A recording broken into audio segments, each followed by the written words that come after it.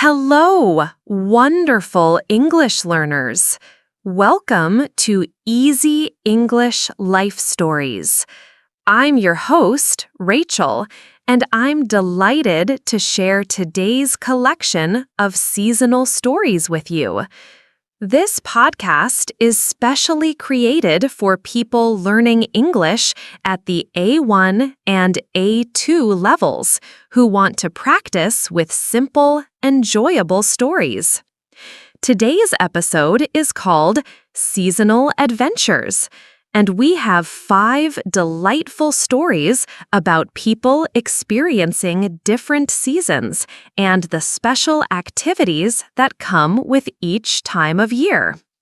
These stories will teach you useful English vocabulary for describing weather, seasonal activities, holidays, and the changes that happen throughout the year. I speak slowly and use easy words that beginning English learners can understand well. After each story, I explain important vocabulary to help you learn new words naturally. Remember, learning English is like watching the seasons change. It happens gradually, and each step forward is beautiful. Our stories today show how different seasons bring unique experiences and memories. We will meet Tommy, who experiences his first snow day and learns winter activities. We will follow Sarah as she plants her first vegetable garden in the spring. We will watch the Johnson family enjoy summer camping at a beautiful lake. We will see how Miguel celebrates his favorite autumn traditions with his family. And we will join Kate as she prepares for the winter holidays and learns about different cultural celebrations. These stories happen during real seasons and show you English words for talking about weather, outdoor activities, family traditions, and the special things we do during different times of the year. Are you ready to explore these seasonal adventures? Let's start with Tommy's exciting snow day. Tommy moved to Minnesota from Florida last month, and he has never seen real snow before. When he wakes up this morning and looks out his bedroom window, he sees everything covered in white snow. School is canceled because of the snowstorm, giving Tommy his first snow day. "Mom, Dad, come look outside," Tommy calls excitedly. "Everything is white. The cars, the trees, the sidewalks, everything has snow on it."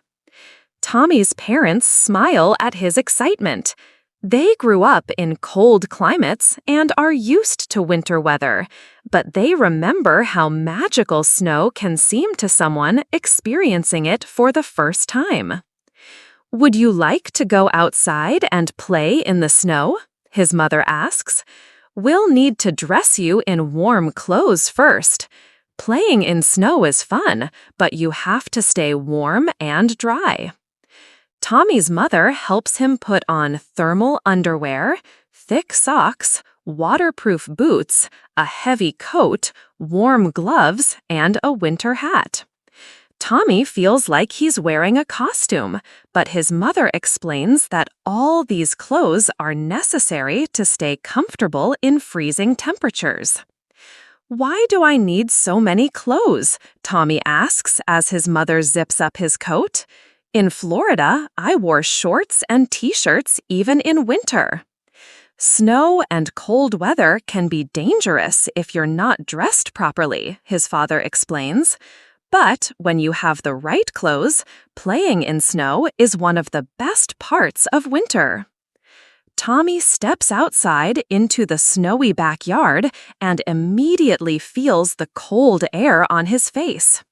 The snow crunches under his boots with every step, making a satisfying sound that makes him smile. He bends down to touch the snow and is surprised by how soft and fluffy it feels. "It's like cold cotton," Tommy exclaims, picking up a handful of snow. "But it melts in my hands when I squeeze it." Tommy's father shows him how to make a snowball by packing snow tightly together. Tommy tries making his own snowball, but it falls apart because he hasn't packed it firmly enough. "It takes practice," his father says encouragingly. "Try pressing the snow harder and rolling it between your hands." After several attempts, Tommy successfully makes his first snowball. He throws it at a tree and laughs when it explodes into white powder against the bark.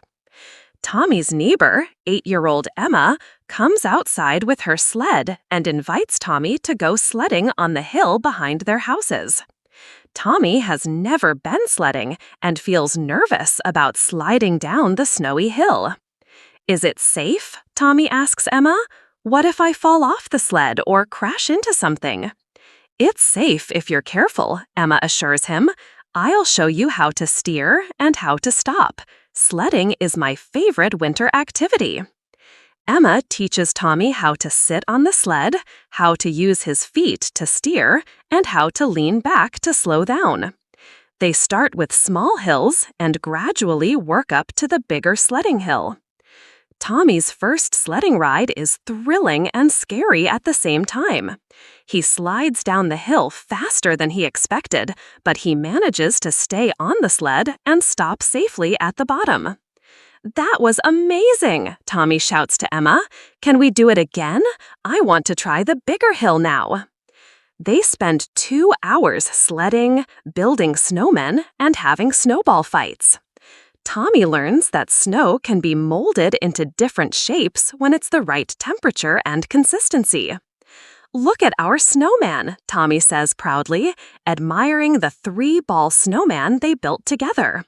"He needs a carrot nose and button eyes like the snowmen in pictures." Emma runs home and returns with decorations for their snowman: a carrot nose, coal buttons, an old scarf, and a winter hat.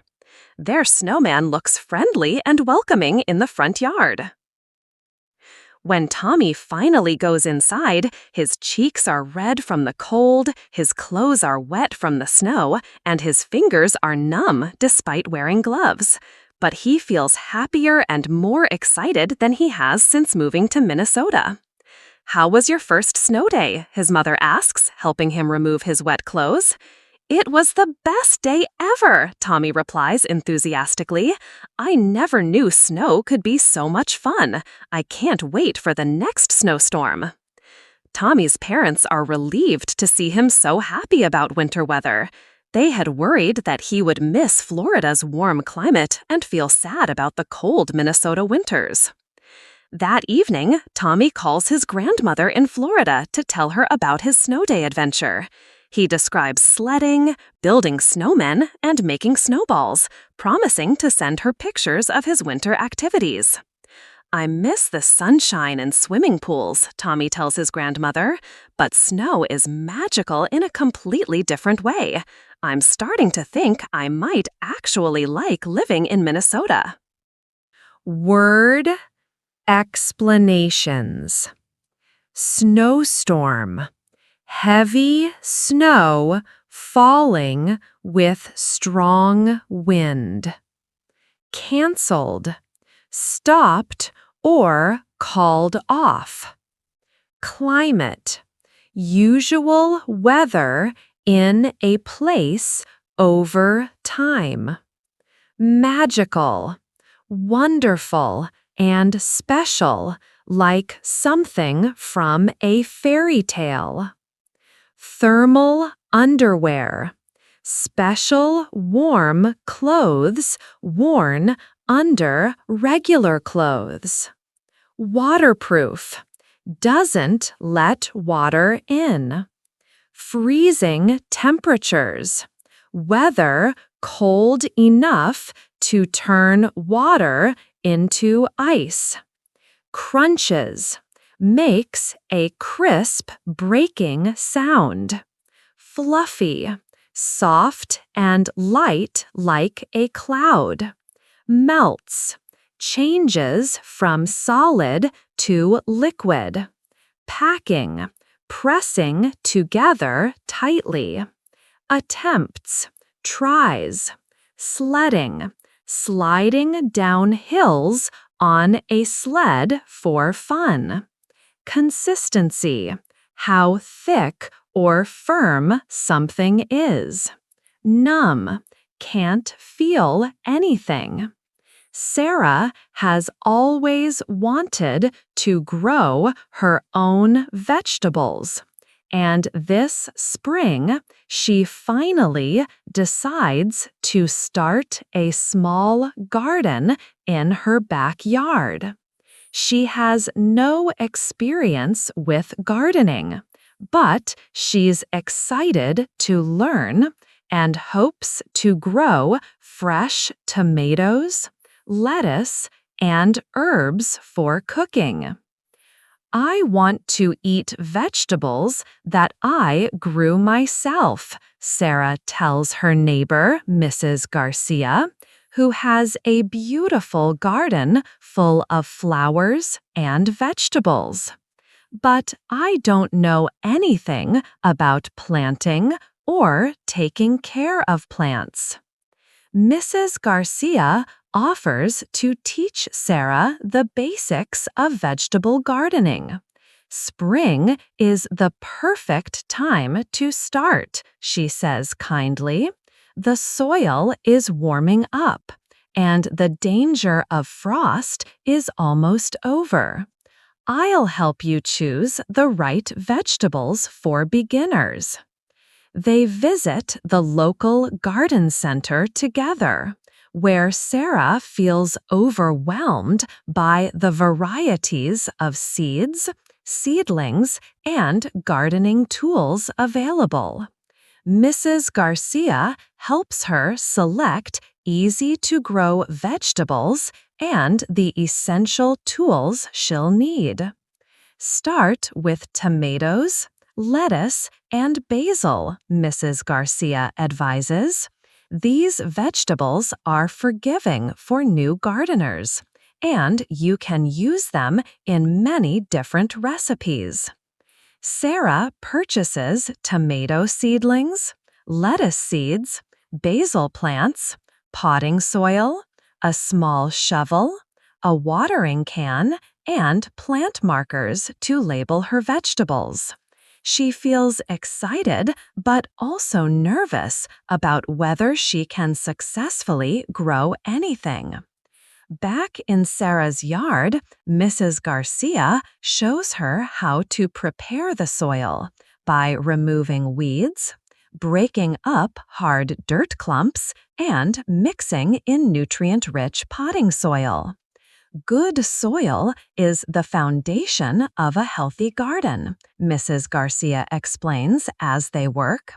Plants need loose, fertile soil that drains well but holds enough moisture for their roots. They plant the tomato seedlings in a sunny area of the garden, spacing them properly so each plant has room to grow. Mrs. Garcia teaches Sarah how to dig holes the right depth and how to gently remove seedlings from their containers without damaging the roots. Handle the plants carefully, Mrs. instructs. The roots are delicate, and you want to disturb them as little as possible when transplanting. For the lettuce, they plant seeds directly in the soil, covering them lightly and marking the rows with plant labels. Mrs. Garcia explains that lettuce grows quickly and can be harvested in about 6 weeks. Lettuce likes cool weather, she tells Sarah. Plant it early in spring and again in late summer for the best results. Sarah plants the basil near the tomatoes because Mrs. Garcia explains that these plants grow well together, and basil can help protect tomatoes from certain insects. This is called companion planting, Mrs. Garcia says. Some plants help each other grow better when they're planted close together. Over the following weeks, Sarah waters her garden every morning and watches eagerly for signs of growth. The first green shoots appearing from the soil feel like small miracles to her. "Look," Sarah calls to Mrs. Garcia excitedly. "The lettuce is starting to grow. I can see tiny green leaves poking through the soil." Mrs. Garcia teaches Sarah how to identify weeds and remove them before they compete with her vegetables for nutrients and water.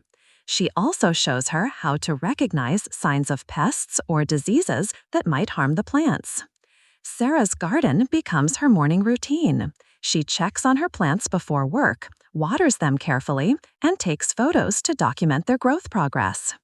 When Sarah harvests her first lettuce leaves 8 weeks after planting, she feels incredibly proud and accomplished.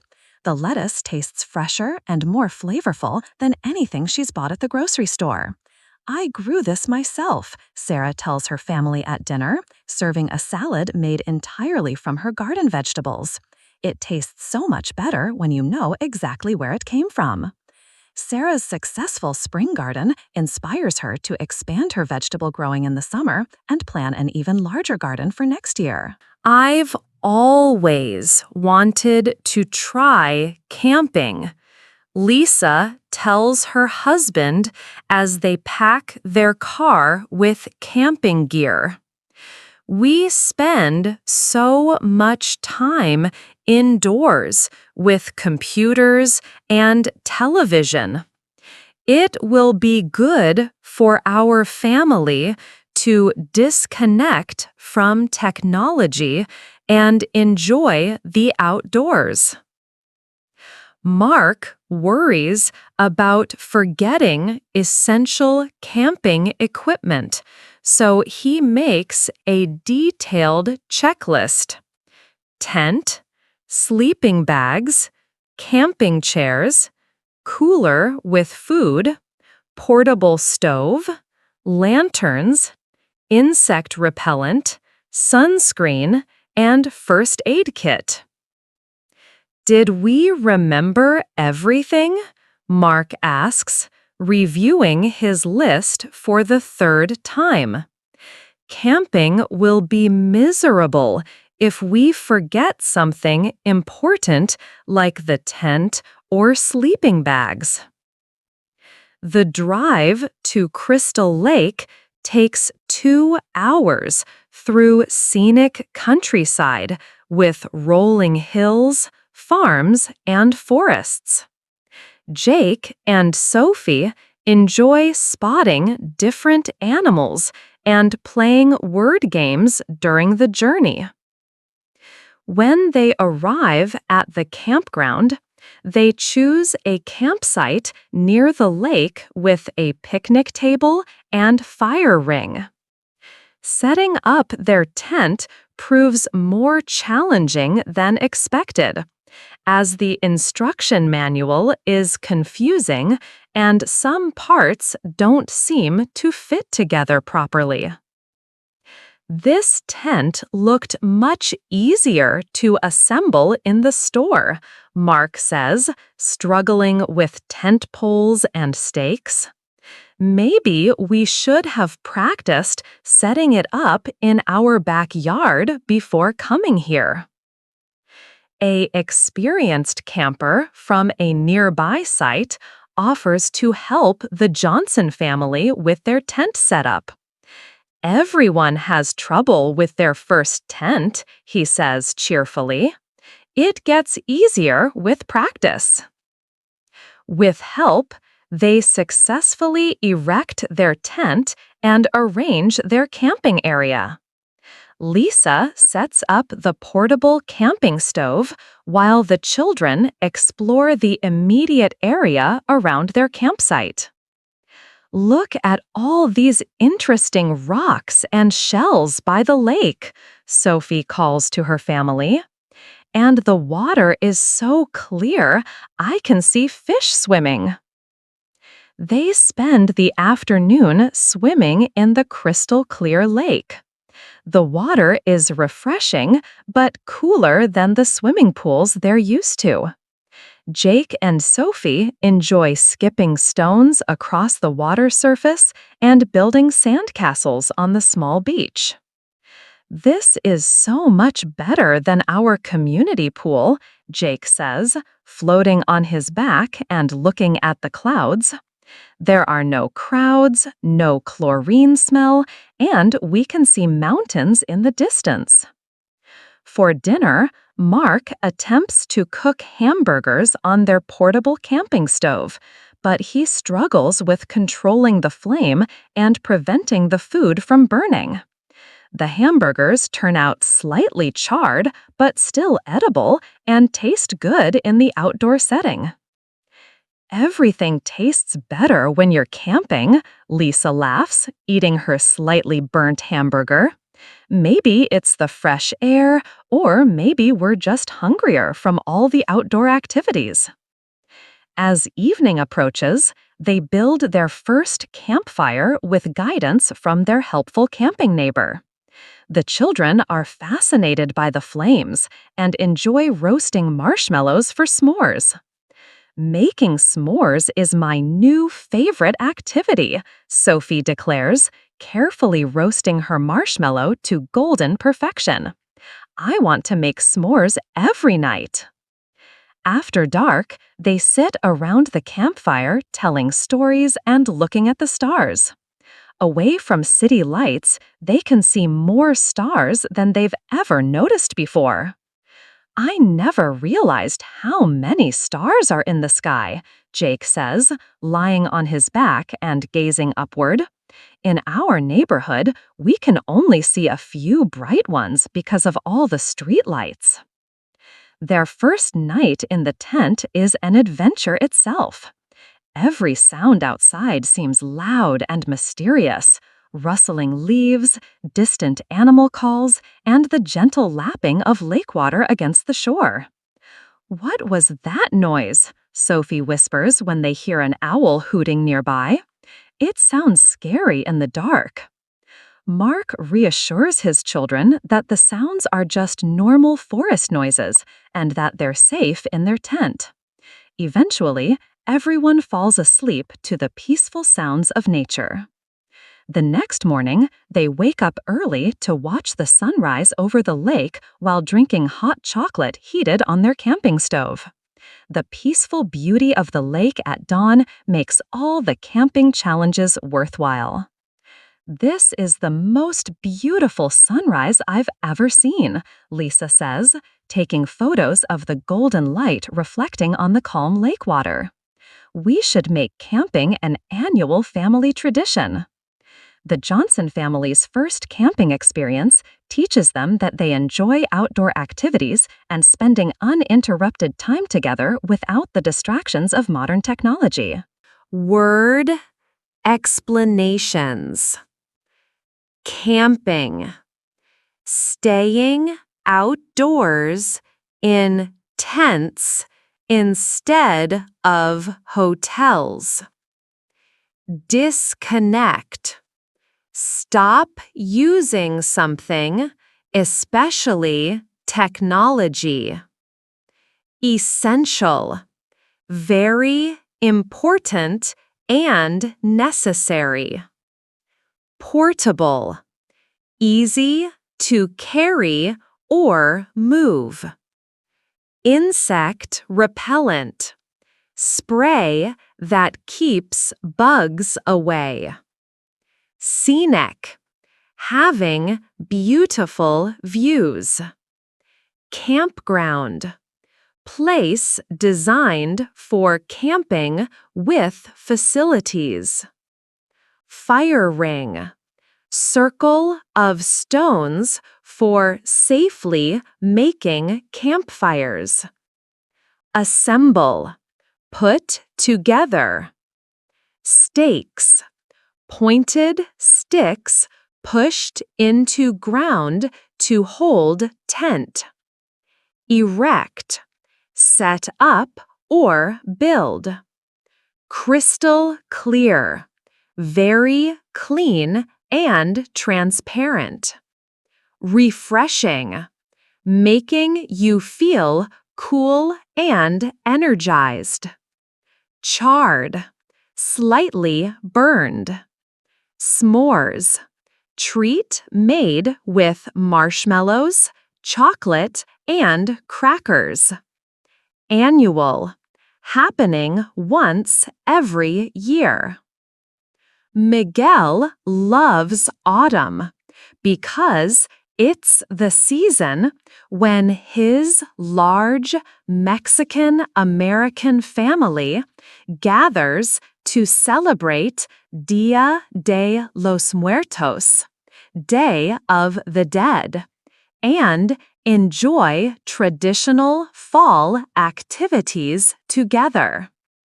This year, he's especially excited because his cousins from Mexico are visiting for the first time. Autumn is my favorite season, Miguel tells his friend Carlos at school. The leaves change colors, the weather gets cooler, and my family has the most amazing celebrations. This year will be extra special because my cousins from Guadalajara are coming. Miguel's family begins preparing for Dia de los Muertos weeks in advance. His grandmother teaches Miguel and his younger sister, Maria, how to make traditional decorations: colorful paper flowers, intricate papel picado banners, and painted ceramic skulls. Dia de los Muertos is not a sad holiday, Grandmother explains as they work on decorations. It's a joyful celebration where we remember family members who have died and honor their memory with beautiful altars, delicious food, and happy stories. Miguel helps his mother and aunts prepare traditional foods for the celebration: pan de muerto, sweetbread, mole sauce, tamales, and sugar skulls decorated with bright icing. The kitchen fills with wonderful aromas of spices, chocolate, and baking bread. Each food has special meaning, his mother explains while teaching Miguel to shape the pan de muerto. This bread represents the circle of life, and we make it with extra love for our ancestors. The family creates a beautiful altar in their living room, decorated with marigold flowers, candles, photographs of deceased family members, and offerings of their favorite foods and belongings. Miguel places a photo of his grandfather and adds his grandfather's favorite guitar to the altar. "Tell me again about Abuelo's guitar," Miguel asks his grandmother. "I want to share the story with my cousins when they arrive." "Your grandfather played this guitar every evening on our porch in Mexico," Grandmother says, touching the instrument gently. "He sang traditional songs and taught your father to play. Music was his way of bringing the family together." When Miguel's cousins arrived from Mexico, they're amazed by how the family maintains their cultural traditions while living in the United States. The cousins bring special decorations and candies from Mexico to add to the family celebration. "It's wonderful that you keep our traditions alive here," says Cousin Elena. "Some of these decorations and foods are exactly like what we make in Guadalajara. You haven't forgotten your Mexican heritage." The extended family spends the day sharing stories about departed relatives, cooking together, and teaching the younger children about their cultural history. Miguel learns new details about his family's past and feels more connected to his Mexican roots. In the evening, they visit the cemetery to decorate family graves with flowers, candles, and offerings. Miguel feels proud to be part of this meaningful tradition that connects him to both his ancestors and his living family. This celebration makes me feel like our family members who died are still with us in a special way. Their stories and love continue through our memories and traditions. Miguel's autumn celebration teaches him that traditions help families stay connected across generations and geographical distances, preserving cultural identity while creating new memories together. Word explanations. Gathers, comes together in one place. Dia de los Muertos, Mexican holiday honoring deceased family members. In advance, ahead of time, before something happens. Intricate, having many complex details. Papel picado, decorative paper with cut-out designs. Banners, long strips of decorated cloth or paper.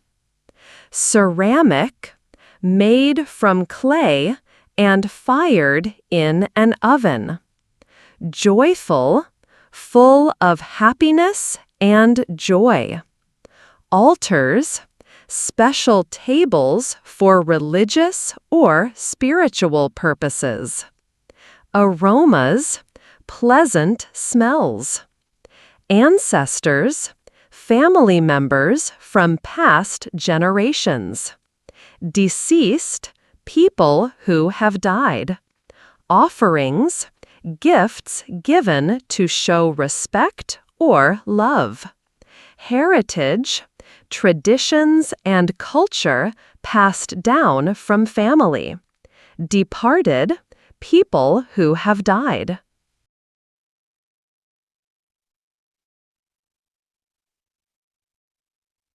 Kate works as a teacher at an elementary school with students from many different cultural backgrounds.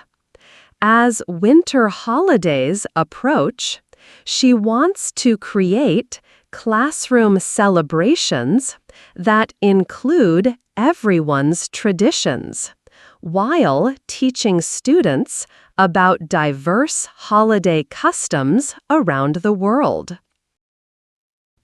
Our class has students who celebrate Christmas, Hanukkah, Kwanzaa, and other winter traditions, Kate tells her principal.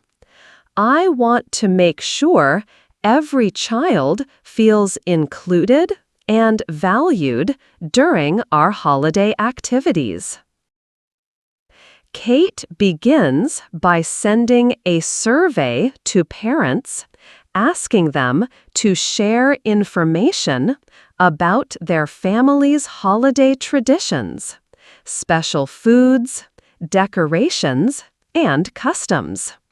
She wants to learn directly from families, rather than making assumptions about their celebrations. Dear families, Kate writes in her survey letter, please help me understand your holiday traditions so I can create inclusive classroom activities that honor all our students' cultures and beliefs. The parent responses reveal fascinating diversity. Students celebrate holidays from Christian, Jewish, African American, Hindu, and secular traditions. Some families observe multiple holidays, while others don't celebrate any religious holidays but enjoy winter festivals. Kate plans a Winter Traditions Around the World unit, where students learn about different holiday customs through presentations, crafts, music, and food sharing. Each family is invited to contribute something special about their traditions. Learning about different holidays helps us understand and appreciate each other's cultures, Kate explains to her students. We'll discover that many winter celebrations share common themes like light, family, giving, and gratitude. Mrs. Rodriguez teaches the class how to make luminarias, paper bag lanterns for Las Posadas. Mr. Goldstein demonstrates how to light a menorah and explains the significance of Hanukkah. The Johnson family shares Kwanzaa principles and shows students how to make unity cups. Each tradition has beautiful meanings, Kate tells her students as they learn about different celebrations. Some holidays celebrate the return of light during the darkest time of year. Others focus on family togetherness, helping others, or being grateful for what we have. Students create a classroom holiday museum with displays about different winter celebrations. Each child contributes artwork, written explanations, or artifacts representing their family's traditions. Look at all the different ways people celebrate winter holidays, student Ashley observes while viewing the museum displays. Some use candles, some have special trees, some tell stories, and some exchange gifts.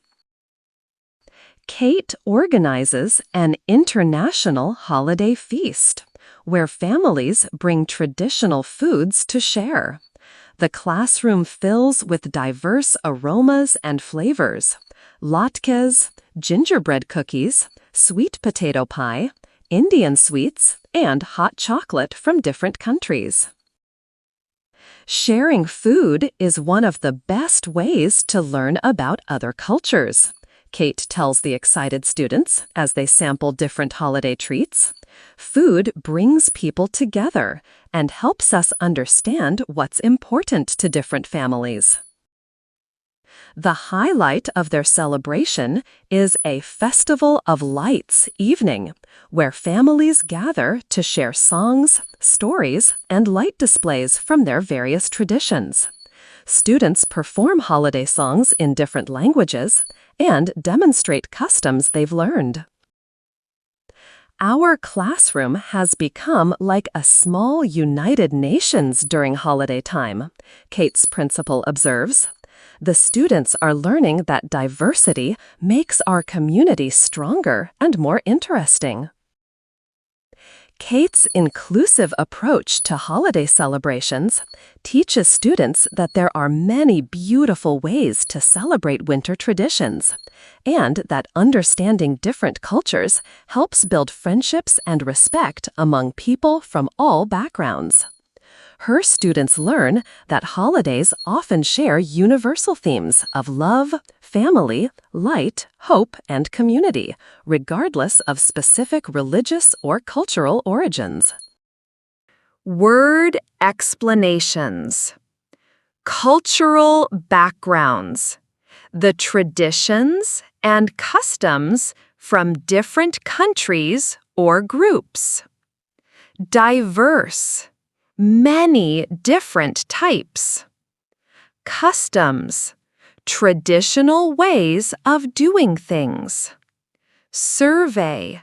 Questions asked to get information. Assumptions. Ideas you think are true without checking. Inclusive. Including everyone, not leaving people out. secular, not religious. Observe, celebrate or practice. Significance, importance or meaning. Principles, important ideas or beliefs. Artifacts, objects that represent culture or history. International, from different countries around the world. Diverse aromas, many different smells. Festival, celebration with special activities. Universal themes, ideas that are important to people everywhere. What wonderful seasonal adventures we shared today! Tommy experienced his first magical snow day and discovered the joys of winter activities. Sarah started her first garden in spring and learned the satisfaction of growing her own vegetables. The Johnson family enjoyed their first camping trip and connected with nature during summer. Miguel celebrated autumn traditions that connected him to his cultural heritage and family history. And Kate created inclusive winter holiday celebrations that taught her students about diverse traditions from around the world. These stories show us that each season brings special opportunities for learning, celebrating, and creating memories with family and friends. Whether we're playing in snow, planting gardens, camping by lakes, honoring ancestors, or learning about different cultures, seasonal activities help us appreciate the natural world and connect with our communities. Remember these important words from today: magical, fertile, essential, traditions, and diverse.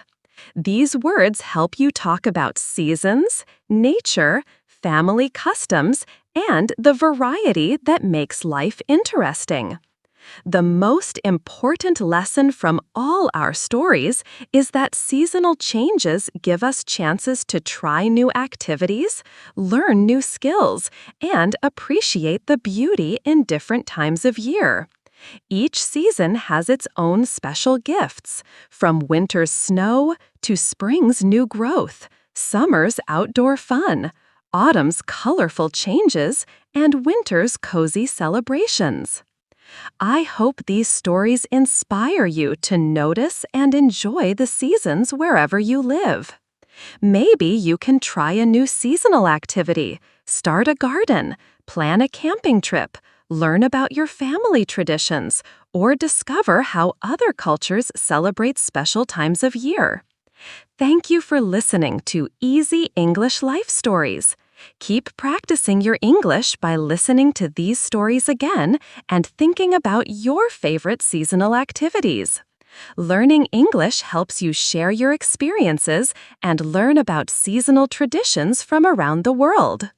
See you next time for more inspiring English stories about the beautiful changes and adventures that each season brings to our lives. Have a wonderful week and remember to enjoy whatever season you're experiencing right now.